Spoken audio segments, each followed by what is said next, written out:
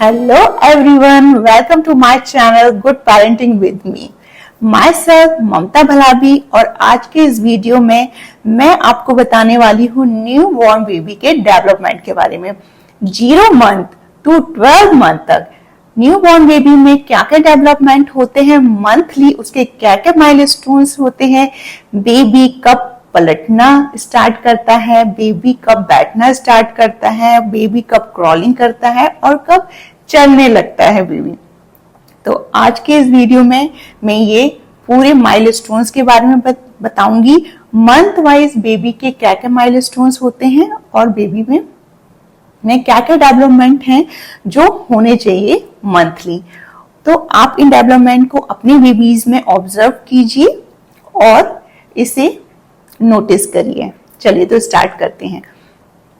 First month, जब baby का born होता है उस वक्त आप देखते हैं बेबी चुपचाप ऐसे सिकुड़ के, हाथ पैर एकदम ऐसे सिकुड़ के लेटा रहता है बस।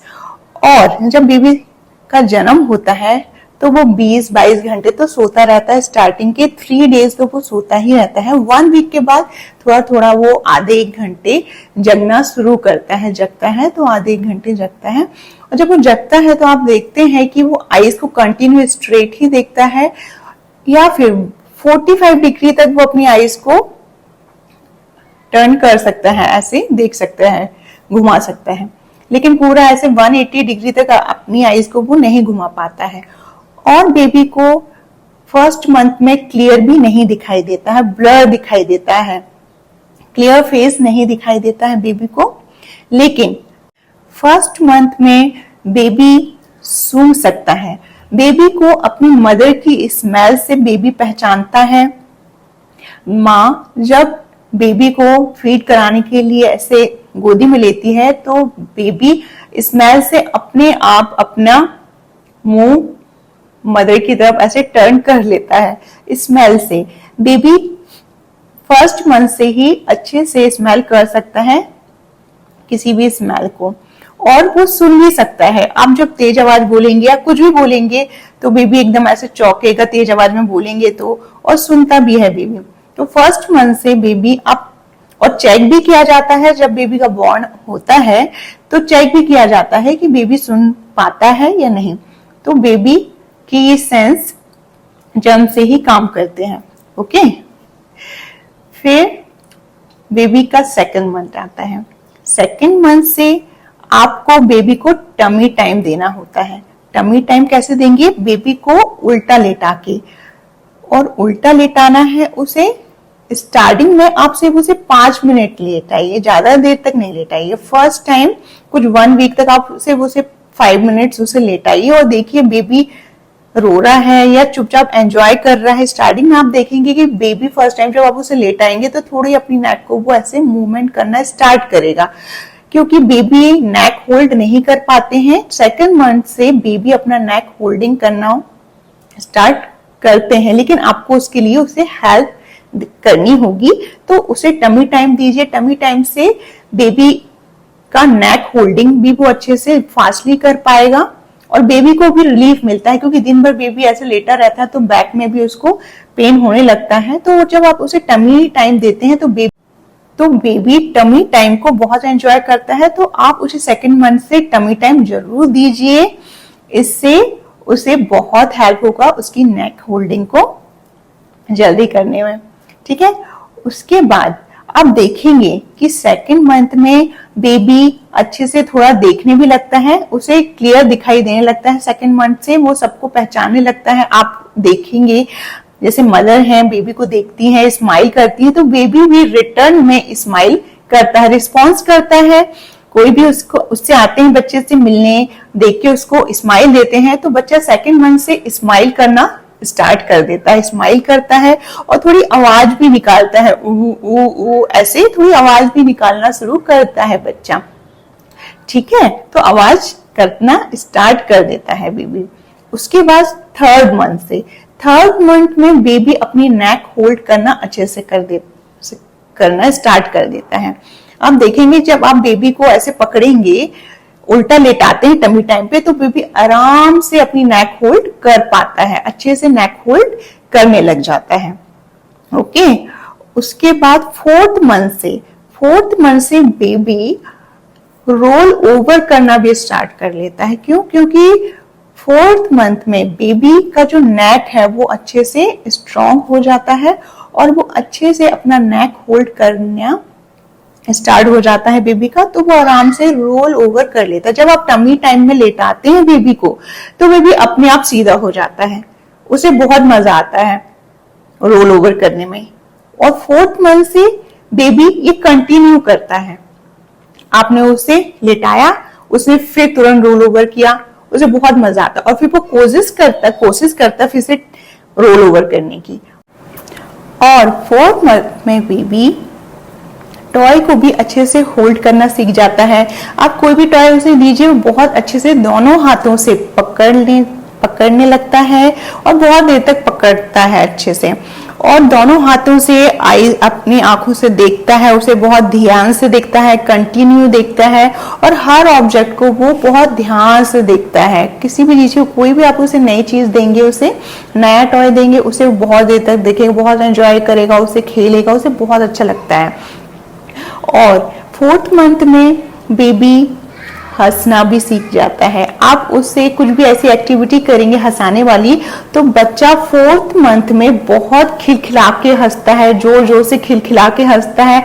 वो स्माइल बच्चों की बहुत ही प्यारी लगती है, आपके मन को मोह लेती है उसकी स्माइल, और आपको भी इतना अच्छा लगता है कि आप भी उसे बार बार हंसाते हैं और बच्चा भी बहुत बार बार हंसता है। जैसे एक गेम होता है पीकाबू, एक गेम होता है, कुछ भी टॉय को और बेबी बार बार नीचे गिराएगा, आप उठाएंगे, नीचे गिराएगा, आप उठाएंगे, तो ये एक्टिविटी बेबी फोर्थ मंथ से स्टार्ट कर देता है। ओके, देन नेक्स्ट है फिफ्थ मंथ। फिफ्थ मंथ में बेबी जो टॉय वो दोनों हाथ, फोर्थ मंथ तक बेबी दोनों हाथों से टॉय को पकड़ता है। फिफ्थ मंथ से आराम से बेबी एक, आप कोई भी टॉय से देंगे वो एक हाथ से आराम से पकड़ लेगा, एक हाथ से दूसरे हाथ में पकड़ लेगा, लेटे लेटे वो एक हाथ में आराम से पकड़ सकता है बहुत देर तक, और टॉय से खेलना भी वो सीख जाएगा। जैसे कोई भी टॉय आपने उसे दिया तो वो खेलता रहेगा उससे बहुत देर तक। और फिफ्थ मंथ में बेबी अब अच्छे से रोल ओवर करना सीख जाता है, वो कंटिन्यू रोल ओवर करता है और अपने लेटे लेटे पेट के बल से वो खिसकने भी लगता है। तो इसीलिए आप फिफ्थ मंथ से बेबी को बेड में अकेले खेलने के लिए कभी ना छोड़ें, क्योंकि बेबी रोल ओवर करते करते या पेट के बल खिसकते खिसकते नीचे गिर सकता है। तो आप कभी भी बेबी को बेड में अकेला ना छोड़ें फिफ्थ मंथ से, क्योंकि फोर्थ मंथ तक आप बेबी को अकेला लेटा देते हैं, बेबी एक जगह लेटा रहता है फोर्थ मंथ तक, और वो पलटता भी है तो एक ही बार रोल ओवर करता है, कंटिन्यू नहीं करता। लेकिन फिफ्थ मंथ से वो कंटिन्यू रोल ओवर करने लग जाता है, उसका मूवमेंट शुरू हो जाता है। तो फिफ्थ मंथ से आप बेड में अकेला बिल्कुल भी ना छोड़ें उसे। ओके, और फिफ्थ मंथ से आप बेबी को सपोर्ट के थ्रू बैठाना भी स्टार्ट कर दीजिए। आप बेड में पिलो लगा दीजिए आजू बाजू, और पिलो में ऐसे टिका के आप बैठाइए, बेबी आराम से बैठा रहता है थोड़ी देर, ज्यादा देर तक कंटिन्यू नहीं बैठाना है उसको, 5 मिनट आप उसे बैठाना स्टार्ट कर दीजिए उसे पिलो के सपोर्ट के थ्रू, और बेबी एंजॉय भी करता है इसे बैठना। तो बेबी को भी बहुत अच्छा लगता है कि मैं बैठा हूँ, उसे थोड़ा बॉडी में भी रिलीफ मिलता है, क्योंकि बेबी दिन भर लेटा रहता है तो उसे अच्छा लगता है, क्योंकि ये उसका टाइम होता है डेवलपमेंट का, अब नेक्स्ट स्टेप का। तो आप उसे फिफ्थ मंथ से बैठाना स्टार्ट कर दीजिए, ठीक है। और फिफ्थ मंथ में बेबी फैमिली मेंबर्स, सभी फैमिली मेंबर्स को भी रिकॉग्नाइज करना स्टार्ट कर देता है। वो फैमिली मेंबर्स को देखता है, अपने आप स्माइल करता है, हंसता है ना, और बोलना भी स्टार्ट कर देता है। कुछ कुछ लेटर्स स्टार्ट करता है, लाइक बा बा बा बा, मामा, पापा, ऐसे एक लेटर वो बोलना शुरू कर देता है। अगर आप उसके सामने बोलते रहते हैं वर्ड्स तो वो जरूर। नाउ 6 मंथ में बेबी ट्राइपॉड पोजीशन में अपने हाथों के सहारे अपने आप बैठना शुरू कर देता है। आप देखेंगे बेबी जब पेट के बल लेटा रहता है तो अपने आप वो पैर को, हाथ को ऐसे मोड़ के और बैठ जाता है, हाथ को टेक के नीचे ट्राइपॉड पोजीशन में। और बेबी को बहुत बड़ा अचीवमेंट उसके लिए होता है, और जब वो बैठता है बहुत खुश होता है। और ये हमारे लिए भी बहुत बड़ा अचीवमेंट होता है कि बेबी अब बैठने लग गया है। तो आप इस वक्त बेबी के बहुत सारे वीडियोस बनाइए, उसके फोटोज लीजिए, क्योंकि बहुत बड़ी मेमोरीज होती हैं बेबी के लिए। आगे जाके बड़ा होगा वो वो देखेगा अपने बचपन की मेमोरीज को कि वो कैसे बैठता था, कैसे पलटता था, उसे बहुत अच्छा लगेगा। तो और ये मोमेंट्स भी बहुत ही अच्छे लगते हैं, वो जिस तरीके से बैठता है और संभल के, अपने आप को इतने संभल के बैठता है बेबी, ट्राइपॉड पोजीशन बहुत ही क्यूट लगता है। ठीक है, तो ये उसका अचीवमेंट होता है 6 मंथ में।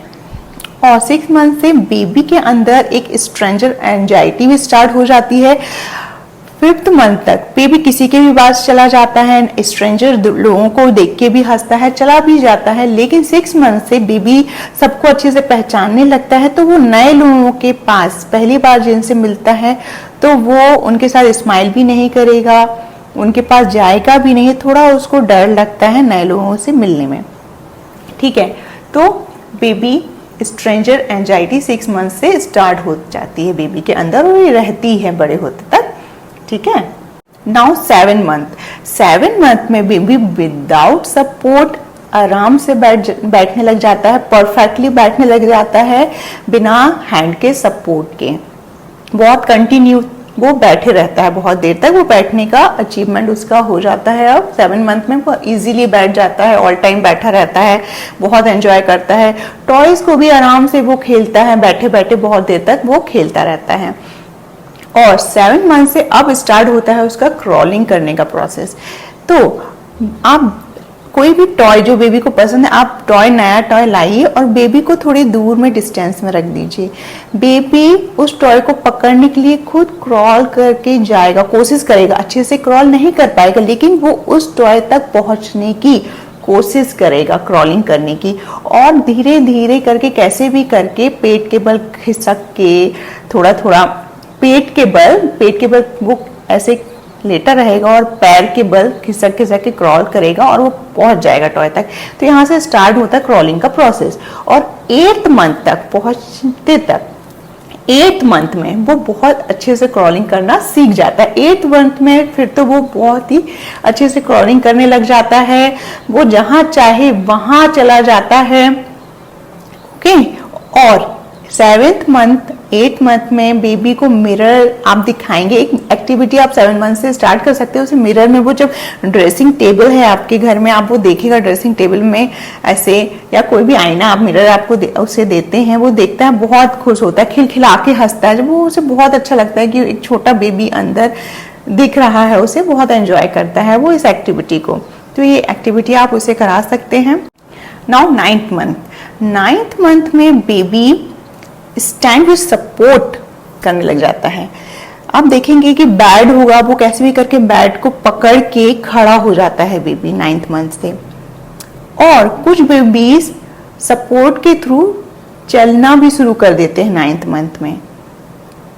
ओके, तो 9th मंथ से अब बेबी का प्रोसेस स्टार्ट होता है चलने के लिए। तो वो सपोर्ट के थ्रू खड़े होते हैं, बार बार कोशिश करते हैं खड़े होने की सपोर्ट के थ्रू, और चलने की भी कोशिश करते हैं कुछ बच्चे। लेकिन सब बच्चे पकड़ के खड़ा होना स्टार्ट कर ही देते हैं 9th मंथ में, और कुछ बच्चे हैं जो चलना भी शुरू कर देते हैं। ठीक है, और फिर 10th मंथ में बेबी चलना भी शुरू कर देते हैं। जैसे कि मेरा बेबी, जो मेरा बड़ा बेटा है, वो 10th मंथ से ही उसने स्टार्ट कर दिया था चलना। किसी को भी यकीन नहीं हुआ था कि अभी तो 10th मंथ उसका चल रहा था, रनिंग था उसका, 10th मंथ पूरा कंप्लीट भी नहीं हुआ था।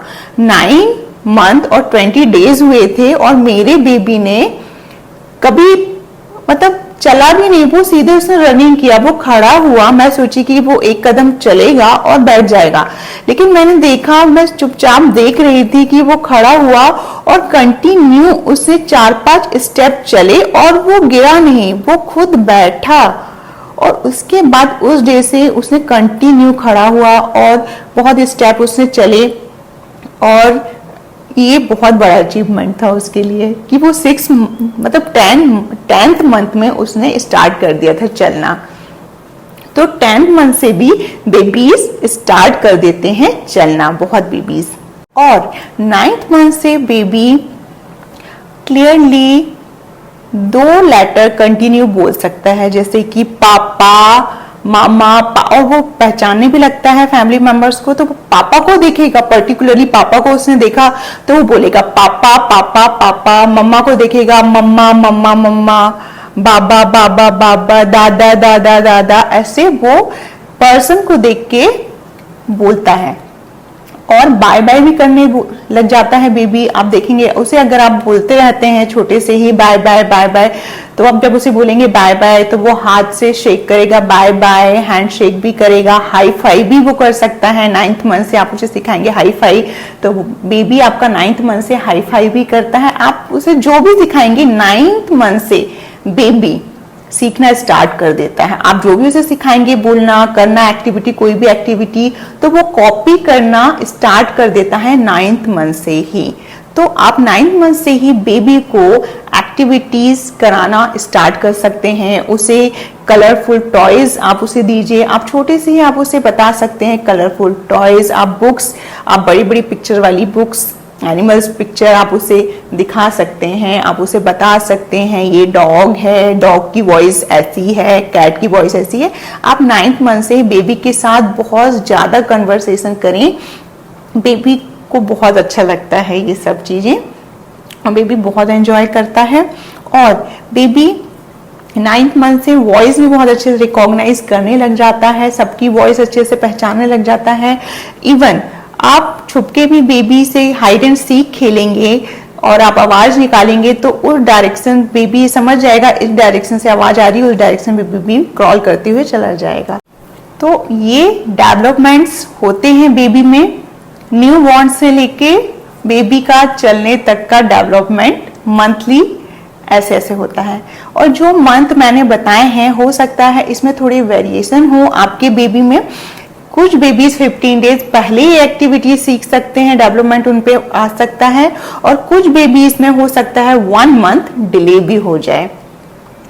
ठीक है, जैसे कि आपका बेबी चलना हो सकता है 1.5 साल में सीखे, या फिर आपका बेबी 10th मंथ में भी चलना सीख सकता है। जैसे फॉर एग्जांपल मैं अपना एक्सपीरियंस आप लोगों के साथ शेयर करती हूँ। मेरे 2 बेबी हैं। बड़ा बेटा है मेरा, अभी तो किड हो गए हैं, दोनों किड्स हो गए हैं, बड़े हो गए हैं। बड़ा बेटा है मेरा 5 ईयर का, और छोटी बेटी है मेरी अभी 2 ईयर की है।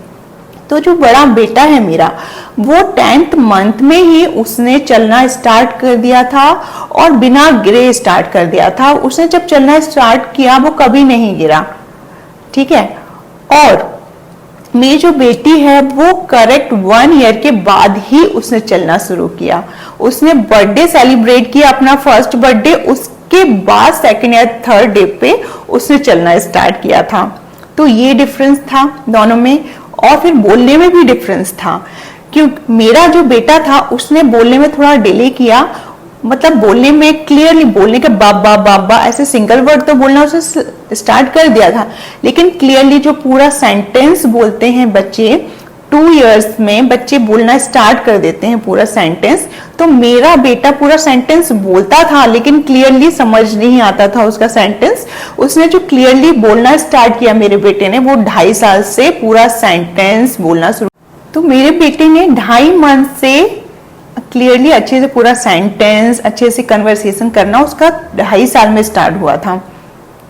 उससे पहले वो बोलता था, एक एक सेंटेंस बोलता था, लेकिन कंटिन्यू बहुत सारी बातें नहीं कर पाता था। उसके कंपैरिजन में मेरी बेटी ने 2 साल से ही वो इतनी बातें करती है कि पूरी स्टोरी वो बता देती है, पूरी राइम सुना देती है, पूरा गाना गा के सुना देती है। तो ये डिफरेंस है दोनों में। और ऐसा कहते भी हैं कि जो बच्चे चलना जल्दी सीखते हैं वो बोलना लेट सीखते हैं, और जो बच्चे चलना लेट सीखते हैं वो बोलना जल्दी सीखते हैं। तो ये मेरे दोनों बच्चों में लागू हुआ। मेरा बड़ा बेटा जल्दी चलना सीखा, लेकिन बोलने में थोड़ा डिले हुआ उसका, और मेरी बेटी ने चलने में डिले किया लेकिन बोलने में बहुत जल्दी किया। तो ये डिफरेंसेस होते हैं, लेकिन फिर भी एक मैक्सिमम टाइम पीरियड रहता है। अगर उस टाइम पीरियड तक आपका बेबी में वो डेवलपमेंट नहीं आए हैं तो आपको अपने डॉक्टर से जरूर कंसल्ट करना चाहिए, ठीक है। लाइक 4th मंथ तक आपका बेबी का नेक होल्डिंग तो हो जाना चाहिए अच्छे से। बेबी को 5th मंथ तक नेक होल्ड करना आ ही जाना चाहिए, 5th मंथ तक। और 8th मंथ तक बेबी को बैठना आ ही जाना चाहिए। अगर 8th मंथ तक आपका बेबी बैठ नहीं पा रहा है तो कंसल्ट करना जरूरी है। और 1.5 साल तक अगर आपका बेबी चल नहीं पा रहा है तो कंसल्ट करना जरूरी है। और अगर आपका बेबी कुछ बोल नहीं पा रहा है, 1.5 साल का हो गया है आपका बेबी फिर भी बोल नहीं पा रहा है, कुछ भी लेटर नहीं बोलता है, तो भी आपको कंसल्ट करना चाहिए। आई होप आपको मेरा ये वीडियो पसंद आया होगा और मेरा ये वीडियो आपके लिए जरूर हेल्पफुल होगा। तो प्लीज मेरे इस वीडियो को लाइक करें और कमेंट करें नेक्स्ट वीडियो मैं किस टॉपिक में बनाऊं। और देखते रहिए मेरा ये चैनल गुड पेरेंटिंग मेरे साथ। तो now bye bye, take care and thank you for watching my video.